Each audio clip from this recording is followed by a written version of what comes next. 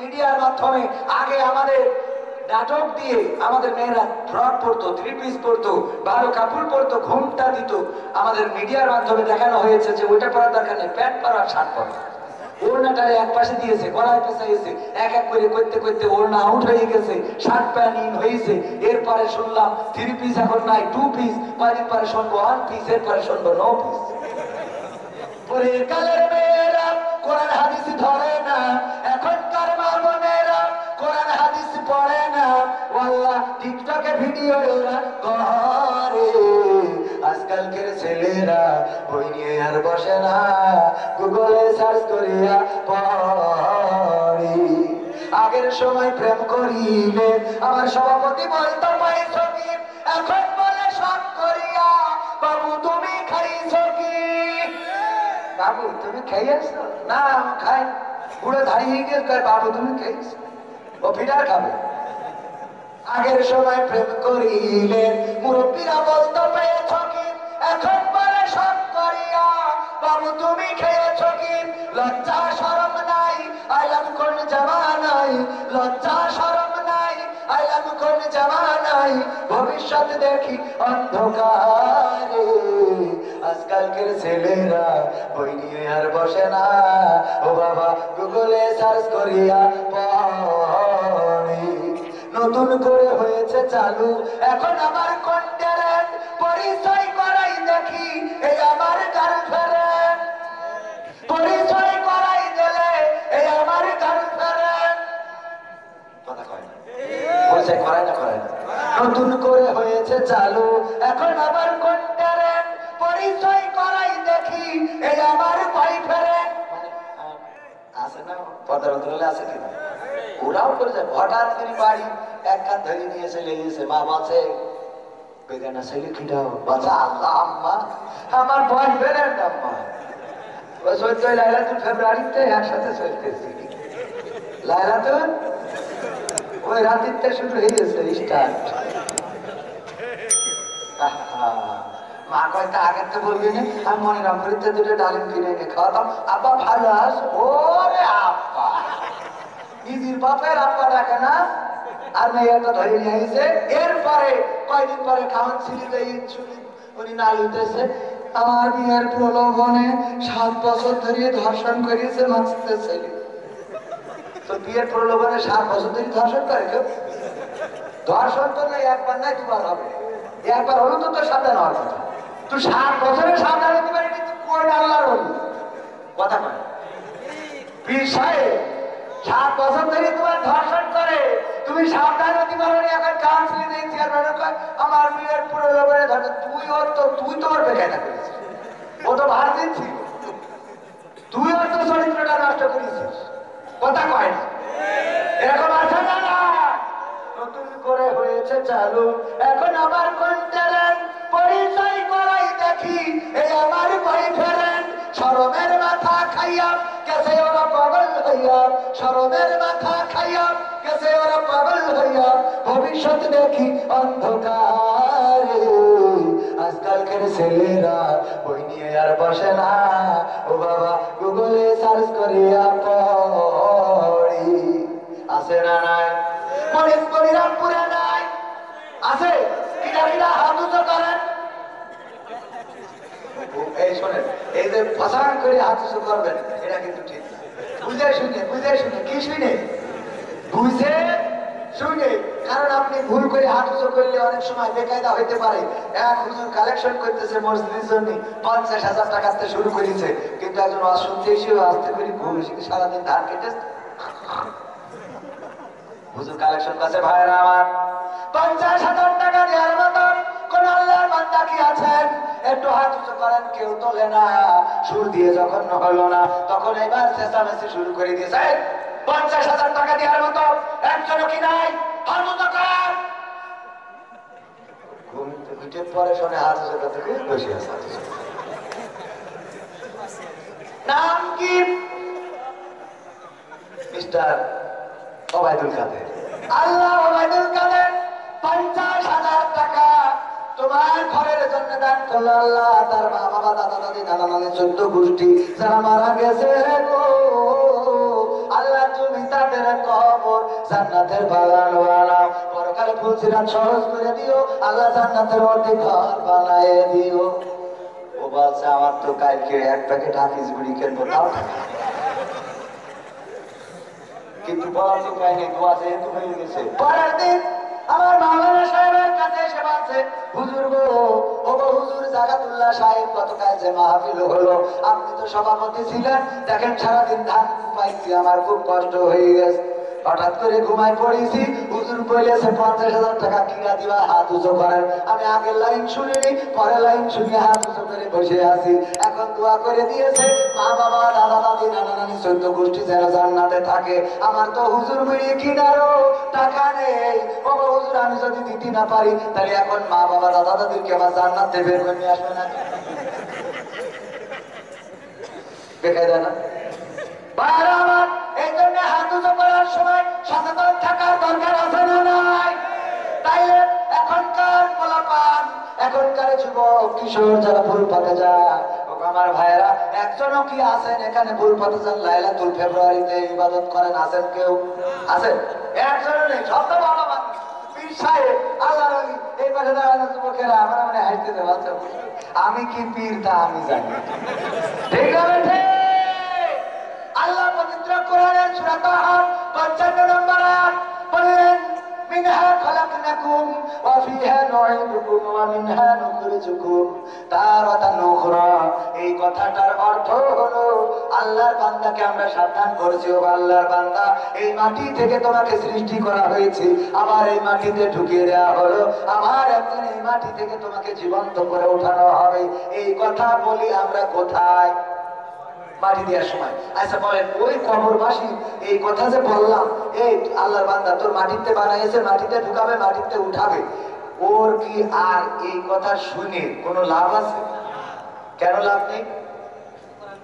আর তো কিছু এই তো বুদ্ধি আছে, পান আরো দুটো বেশি করে খাবে, বুদ্ধি আছে না? নাই? ওগুলো আমার ভাইরা, মালয়েশিয়াতে আমি একবার কোন কারণে ভিসার মেয়াদ শেষ হয়ে গেল, এরপরে প্রতিদিন দুশ্চিন্তায় ঘুমায়। হঠাৎ করে একদিন ধরাই খালাম, জেলখানায়ও গেলাম।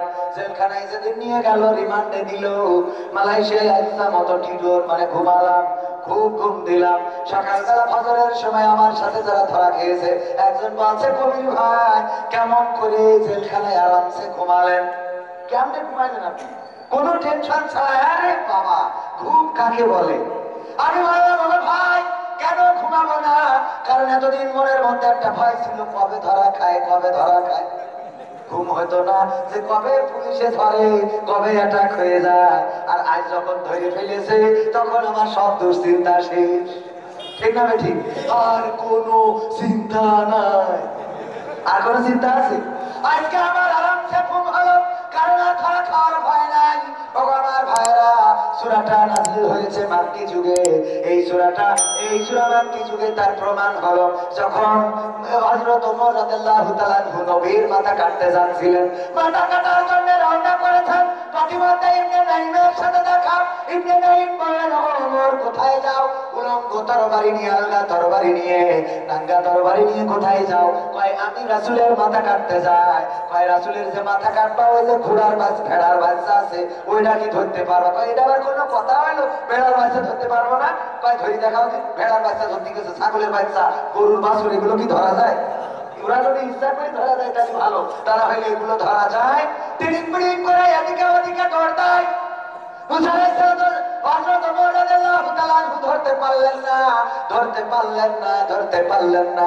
এরপরে গা ঘেমে গেল, রাতটা বেড়ে গেল। ইবনে নাইম বললেন, ওমর, যে নবীর মাথা কাটতে যাও, ওই নবী কি করেছে তা কি জানো নাকি? কয় না। কয় তোমার ঘরের খবরই তো তুমি জানো না, আমার যাও নবীর মাথা কাটতে। কি ঘটেছে আমার ঘরে? তোমার ঘরে তোমার বোন এবং তোমার ভগ্নিপতি একসাথে তোমার নবী মুহাম্মাদের দিনে ঈমান এনেছে। এই কথা শোনার পরে ওমরের রাগ আরো বেড়ে গেল, যে এতদিন নৌকা চালালাম, আর এখন আবার দাড়িপাল্লায় ঢুকলো কিনা? কথা কয় না? দাড়িপাল্লায় ঢুকা যাবে না, ঢুকা যাবে না। এই জন্য ওমর রাদিয়াল্লাহু তাআলা ছুটে চলে গেল বাড়িতে। বোনকে বেদম প্রহার করছিল বা বেদম প্রহার করেছিল, সেই সময় গিয়েছিল মারার জন্য, ওই সময় বোন ফাতেমা এবং তার স্বামী যে কোরআনের কোরআন যে সূরাটা তেলাওয়াত করছিল সেই সূরাটা ছিল সূরা তাহা। কোন সূরা? সূরা তাহা। এই সূরাটা মাক্কি সূরা। কি সূরা? মাক্কি সূরা আর মাদানী সূরা। আমরা পার্থক্য বুঝি কিনা? ভাইজান আমার জন্য এত কষ্ট করতে হবে না। আমরা পার্থক্য বুঝি কিনা? আমার ভাই খুব ভালো মানুষ, আল্লাহ তার ভালো জায়গায় বিয়ের ব্যবস্থা করেন, বলেন না? বিয়ে হয়ে গেছে, দুই বাচ্চা হয়ে গেছে, আর আপনি আমার বাজার দিচ্ছেন, এটা বুঝলো? ভালো মানুষ, আল্লাহ নেখা দিবে। এই যুবকেরা, তোমাকে কি অসুবিধা লাগতেছে? 12টা তো বেজে গেছে, এই জন্য একটু কষ্ট হচ্ছে আপনাদের। আর একটু সময় যাবো সামনে, আর একটু সময় যাবো। আসলে আমি কোনো সময় মাইকদের খারাপ বলতে চাই না, কারণ মাইক একবার পাবনায় খারাপ বলেছি, ও বন্ধ করে বলছে রস করে, এই জন্যই ভয়টা আর বলিনি। তা আমার মাইক ভাইদের বলবো যে আগামীতে সার্ভিস একটু ভালো করবেন, তারা বলি মাইক ভালো না থাকলে হুজুরও ভালো থাকবে, ঠিক না বেঠে? আল্লাহ আমার ভাইকে সার্ভিস উন্নত করার তৌফিক দান করুন, বলেন আমি। সুযোগ দেওয়ার দরকার আছে না নাই? মেশিন এনে বসে থাকবেন, কিন্তু আমরা বেকায়দায় পড়ে যাবো, তাহলে তো হবে না। মেশিন যেন কাজে লাগে, আল্লাহ কবুল করুন, বলেন আমি। একজন প্রশ্ন করেছে, একটা মেয়ের 2টা স্বামী রাখা কি জায়েজ আছে? আমরা তো এখন দেখছি এটাই হচ্ছে, এই বিষয়ে কিছু বলে নাউজুবিল্লাহ বলবেন না? আসলে এইগুলো ঘটছে, একটা মেয়ের 2টা স্বামী কি 4টা 7টা মুক্ত স্বামী। কি অবস্থা, সমাজটা কোথায় গিয়েছে? আমি কয়েকদিন আগে পত্রিকায় পড়লাম, 2 স্বামী ঠিকভাবে সে সার্ভিস দিয়ে আসছিল, হঠাৎ করে বেকায়দায় গেছে। মাঝে মাঝে হয় না, সত্য কোনোদিন চাপা থাকে, কথা কয় না, সত্য কোনোদিন চাপা থাকে। একজন নারী 2 জন স্বামী যদি রাখে, এর মতো চাহে, এর মতো কুলাঙ্গার, এর মতো নিকৃষ্ট পাপী আর এই জামানায় হতে পারে? সুতরাং জায়েজ তো দূরের কথা, আমরা তো মাঝে মাঝে বলি জাহান্নামেও জায়গা হবে না, ঠিক না? একে জাহান্নাম মানে এদের জন্য আলাদা স্পেশাল জাহান্নাম বানাতে হবে, যে এদের গতানুগতিক জাহান্নামে দিলে হবে। আল্লাহ যে বিধান দিয়েছে এটাই আল্লাহর বিধান। আগে হযরত ইসহাক আলাইহিস সালাম সম্ভবত বা ইয়াকুব আলাইহিস সালামের জামানায় আপন বোনকেও বিয়ে করা যেত, তার শরীয়তে জায়েজ ছিল।